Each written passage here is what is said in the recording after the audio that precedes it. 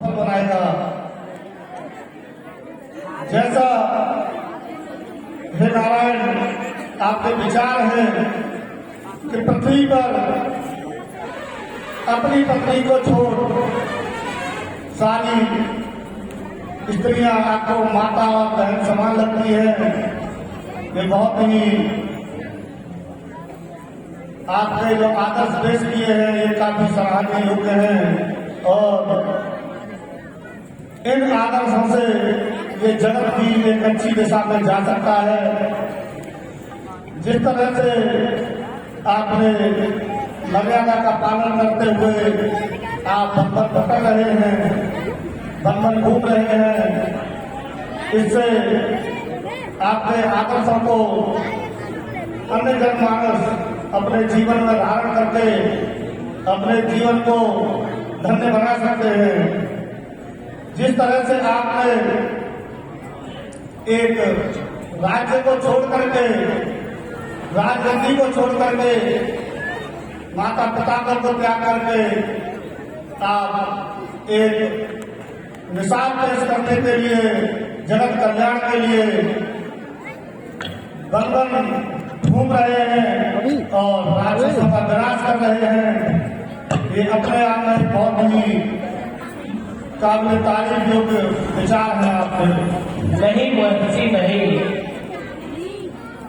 यह तो इस राम का सौभाग्य है कि वह आप जैसे महर्षि मुनिश्रेष्ठ और मुनिवरों के दर्शन करके अपने जीवन का कल्याण इस वन में आकर के करेगा।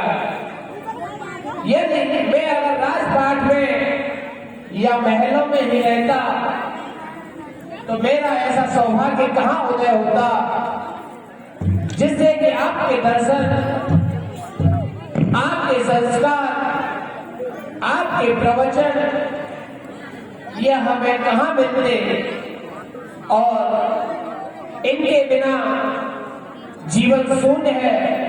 यह जिस व्यक्ति के चरित्र में दाग है, धब्बा है, तो चरित्र ही नहीं, मुनिवर जो आपकी शरणागत है, आपके आदर्शों का पालन करता है, हरि का गुणगान करता है, हरि के ध्यान में रहता है, वही हमेशा युगों युगों तक प्रसन्न चित्त रहता है। क्योंकि इस जगत में व्यक्ति हमेशा अपनी सुख संपदा के लिए नाना प्रकार के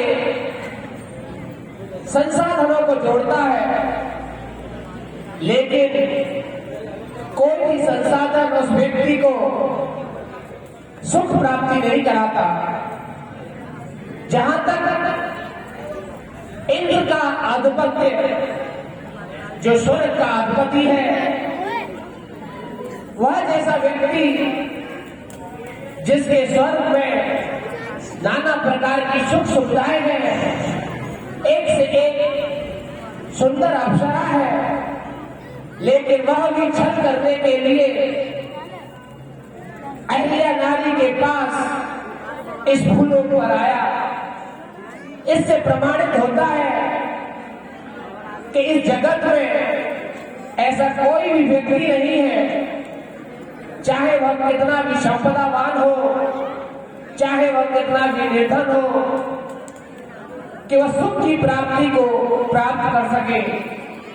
सुख की प्राप्ति तो मुनिवर केवल हरि गुणगान और आप जैसे संतों के चरणों में है। जो व्यक्ति आपके चरणों में और हरि गुणगान में है, वह हमेशा आनंद की अनुभूति करता है। आपके विचार बहुत ही उत्तम है। इस पृथ्वी लोक पर रहकर के इस तरह का त्याग करना, ये एक महापुरुष की निशानी है। मैं पृथ्वी लोक पर रहने वाले सभी से आग्रह करूंगा कि अपने जीवन में अगर आपको सुख शांति चाहिए, अपने जीवन को धन्य बनाना है, तो जैसा स्वयं नारायण के विचार है उनके विचारों पर अगर आप चलेंगे और उनके विचारों को अपने जीवन में धारण करेंगे तो निश्चित ही आपका कल्याण है। अनुसैया के पद गई सीता मिली बहोरे सुशील गीता।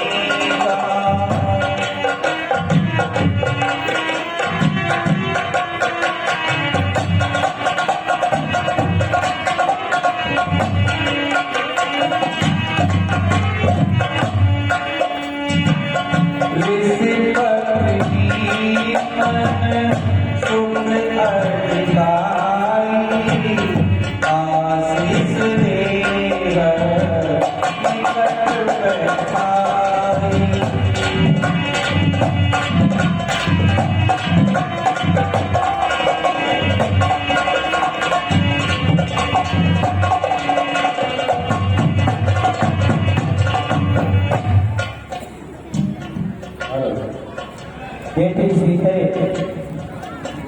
मेरी पुत्री ये माते तुम सुन रही हो। मनवन ने पुत्र श्री राम को नाना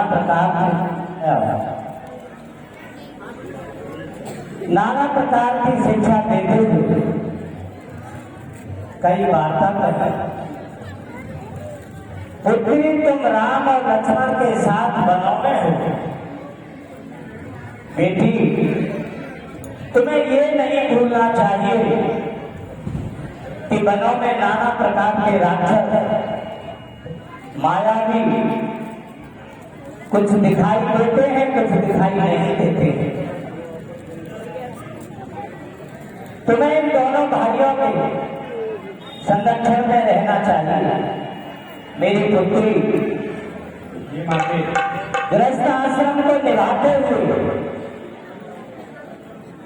अपने कर्म को करना चाहिए। तुम स्वयं जनक नंदिनी हो सीखे माता पिता से तुम्हें वही गुण प्राप्त हुए हैं जो सर्वगुण संपन्न है। मेरी पुत्री फिर भी इस जगत की बातें मैं कुछ तुम्हें बताना चाहती हूँ जिन्हें गौर से सुनो। सबसे पहले मेरी पुत्री पतिव्रता धर्म सबसे प्रथम आता है और इस जगत में 3 प्रकार की नारियां हैं। मेरी पुत्री सभी नारी अपने आप को श्रेष्ठ कहती हैं। किसी से भी वार्ता करो, एक से बढ़कर एक सभी अपने को श्रेष्ठ प्रदान करती हैं और समाज में श्रेष्ठ दिखना चाहती हैं। लेकिन मेरी बेटी श्रेष्ठ तो वही है जिसका आचरण सही है। ये कोई जरूरी तो नहीं कि गृहस्थ आश्रम में रहकर के पूजा पाठ नहीं करना चाहिए। ये कोई जरूरी तो नहीं कि गृहस्थ आश्रम में रहते हुए अपने आचरण भूल जाना चाहिए। मेरी पुत्री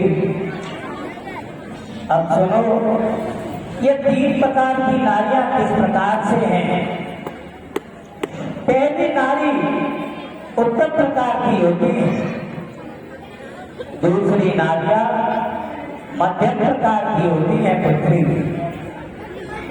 और तीसरी नारियां निम्न प्रकार की होती है। उन्हें दूसरी संज्ञा में समाज नीच प्रकार की भी कह देता है। लेकिन बेटी इन नारियों के कर्तव्य क्या होने चाहिए, किस प्रकार से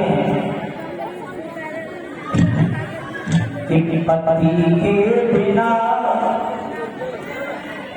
मेरी बुद्धि उत्तम प्रकार की नारियां पतिव्रता होती हैं। इनका शब्द पे इतना तेज होता है कि देवताएं भी इनके सामने हाथ आते हैं, स्वयं दंडवत प्रणाम करते हैं। और ऐसा नहीं, ये उत्तम प्रकार की नारियां भी गृहस्थ आश्रम में पाई जाती है। पति के बिना जगत में न दूजा, जगत में न दूजा, करो पैर से तुम करो पति की पूजा।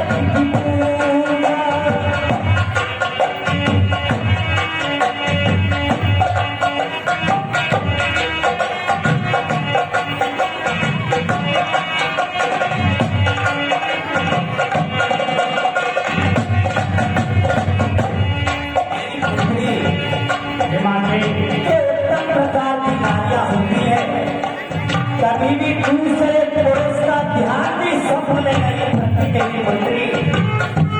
और अंत समय में पति के साथ ही सती हो जाती है मेरी पुत्री। ये सबसे उत्तम प्रकार की नारियां होती है जिनके सामने देवता भी नतमस्तक हो जाते हैं मेरी बेटी। और मध्यम पुरुष की नारियां सबसे ज्यादा गृहस्थ आश्रम में होती है मेरी बेटी। इनके सामने बड़ी दुविधा का विषय होता है पुत्री। इन्हें अपने पियर का और अपनी ससुराल दोनों का ख्याल रखना पड़ता है। और तीसरा, मेरी पुत्री ये समाज से भी डरती है, समाज की भी विशेष इज्जत है। मध्यम प्रकार नारी, मध्यम प्रकार नारी समाज से ये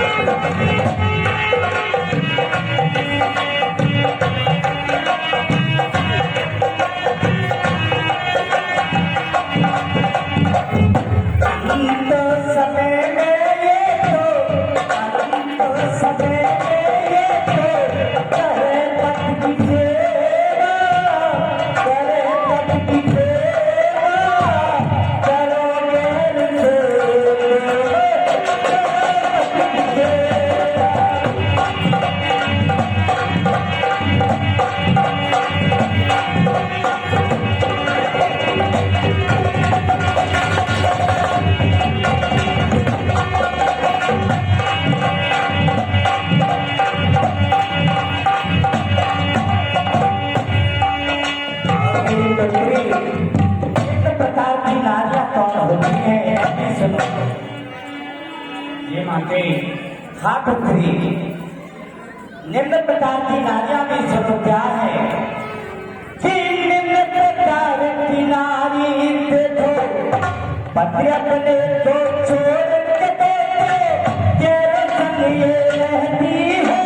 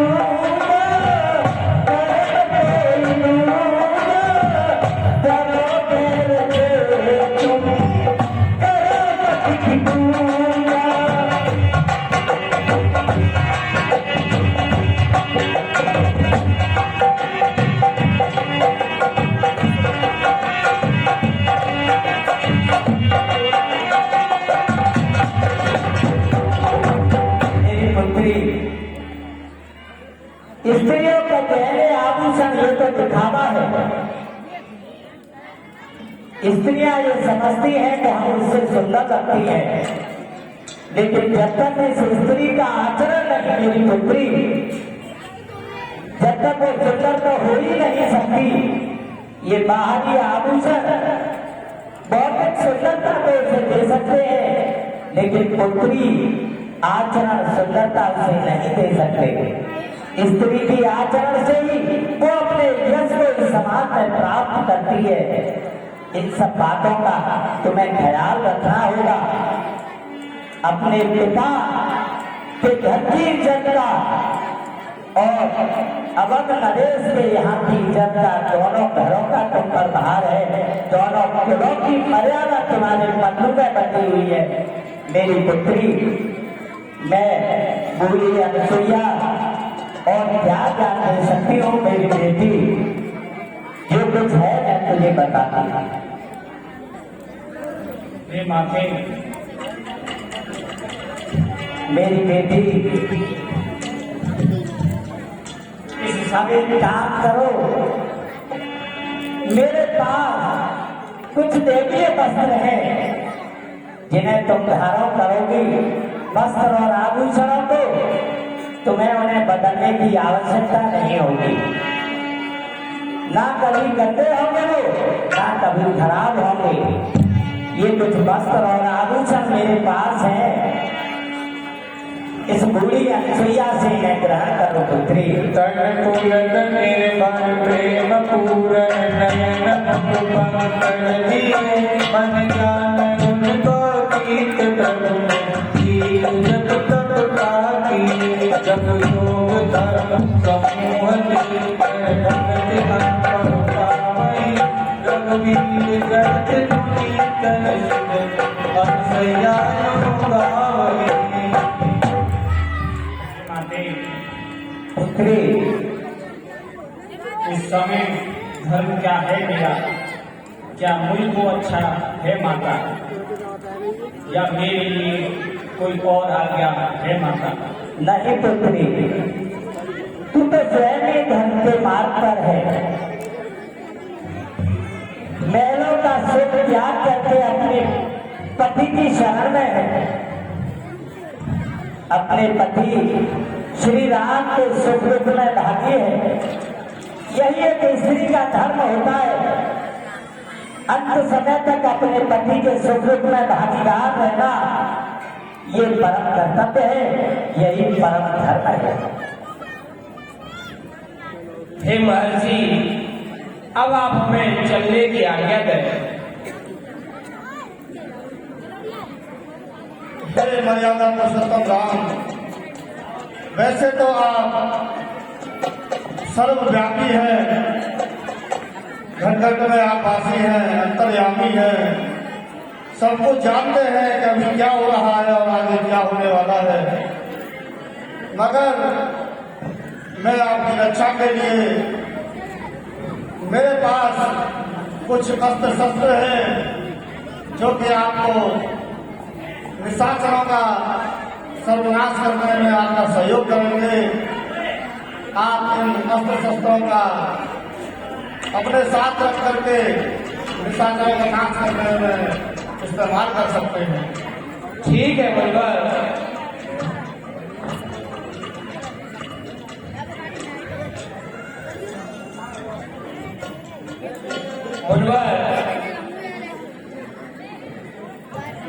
मुनिवर के चरणों में राम का प्रणाम स्वीकार हो। आयुष्मान भव राम। मुनिवर को पूज्य सीते का प्रणाम स्वीकार हो। खुश रहो सीते। मुनिवर के चरणों में लक्ष्मण का प्रणाम स्वीकार हो। यशस्वी रहो लक्ष्मण। माता के चरणों में लक्ष्मण का प्रणाम स्वीकार हो।